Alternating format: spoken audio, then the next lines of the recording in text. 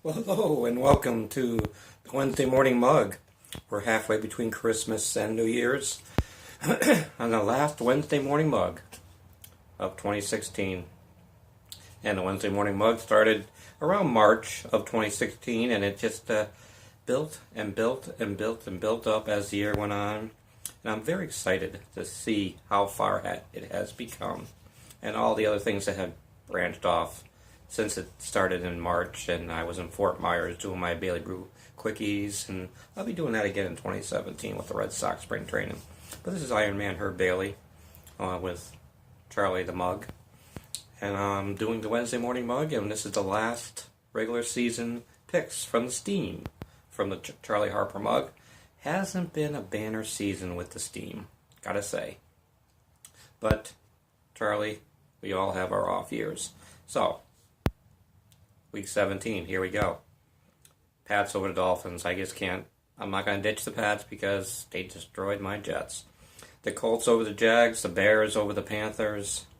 The Bucks over the Panthers, the Bears over the Vikings, the Steelers over the Browns, the Bills, even with no Rexy anymore, over the Jets. Word has it that the Jets will fire Todd Bowles after that game. I hope so. Cowboys over the Eagles, Titans over the Texans, the Ravens over the Bengals, the Chiefs over the Chargers, the Broncos over the Raiders. Yes, I picked the Broncos. The Seahawks over the 49ers, the Rams over the Cardinals, the Falcons over the Saints, the Redskins over the Giants. I'm not wearing my glasses. The Lions over the Packers. And in the Bowl Series playoffs this week, Alabama and Clemson will win, and Clemson will go all the way for the national title. That's what the Steam from the Charlie Harper Mug is saying on Week 17 of the National Football League. Just a quote as we're heading into the New Year's season from my book, Sports Memories Woven into Life That Will Be in Your Hands, 2017. Life does not live in our past or our accomplishments or failures. It lives in the now and who we are. Life does not live in our past accomplishments or failures. It lives in the now and who we are now. That's from my book, Sports Memories Woven into Life. That will be in your hands in 2017. It's a book about taking our sports memories and my sports memories and that all over the years and weaving in life lessons through them and learning from them. As we see those sports memories come up again, we'll also have a life lesson to think about because they always come back. They always come back, and we always think about them. So, okay, the top stories from 2016. Charlie and I had to sit long and think about this. Of the top stories of 2016, and here they are. All season long, I was hoping the Cubs would fold. All season long, I was saying I wasn't drinking their Kool-Aid. All season long, I just was not a believer. They won the world title. They're a top story for 2016. The Cavaliers, bringing a title to Cleveland, LeBron James, that has to be one of the top stories of 2016. Kudos to them. The terrible Olympics in Rio. They were a dud, in my opinion. And Ryan Lochte, that whole mess there. That was a top story of being a non-event, really. I didn't care for the Olympics at all. And I'm a big Olympic guy. I love the Olympics, but it wasn't a great Olympics this year. Oh. And I think one of the top stories in October was the Bailey Fitness Brew. 7 miles, walk, run, jog, bike, 70-minute cardio and yoga and 70-minute weight training. That happened all in one day, and we were all over the world with it.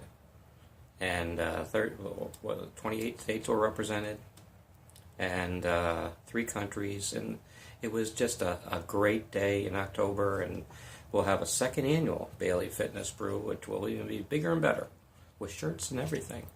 That will be in September of 2017, and of course you'll hear more about that on the Wednesday Morning Mug and the Bailey Brew Sports Chat. Oh yes, the Bailey Brew Sports Chat will be happening on January 5th from the second floor offices of the Colletonian newspaper here in Walterboro, South Carolina, as as they have graciously given me that space to do the Bailey Brew Sports Chat local with a national flavor.